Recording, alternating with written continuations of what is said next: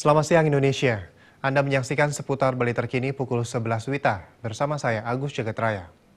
Pemirsa, kekerasan terhadap anak sudah semakin marak terjadi di Indonesia dan masalah ini sangat mengkhawatirkan oleh semua pihak. Kekerasan terhadap anak kini juga sudah menjadi kejahatan luar biasa. Sayangnya, hukum yang tepat untuk diberikan kepada para pelaku masih terbilang kurang tegas dan belum optimal.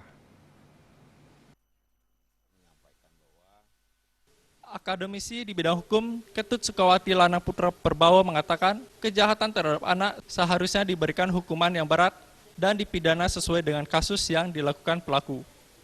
Apalagi kini kekerasan terhadap anak sudah dianggap sebagai kejahatan luar biasa atau extraordinary crime yang sangat mengkhawatirkan semua pihak. Pemerintah juga harus tegas dalam memberikan ganjaran terhadap tersangka kekerasan agar para predator anak tidak muncul lagi.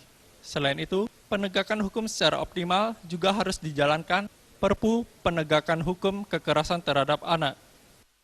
Seluruh elemen masyarakat termasuk pemerintah wajib memang melakukan penegakan hukum preventif maupun represif terhadap persoalan ini. Karena kenapa?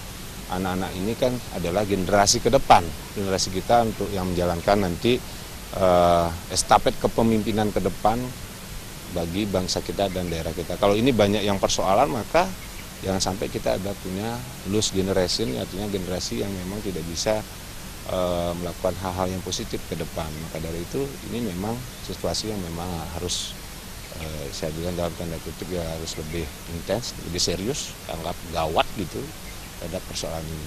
Jadi harus sekali lagi dengan cara-cara luar biasa, kemudian juga penegakan hukumnya harus lebih keras. Penegakan hukum terhadap para pelaku kekerasan pada anak dewasa ini masih tergolong lemah. Dengan terbukti, masih banyaknya kasus kekerasan yang bermunculan terjadi di Indonesia. Hal tersebut sangat disesalkan apabila tidak segera ditangani secara serius.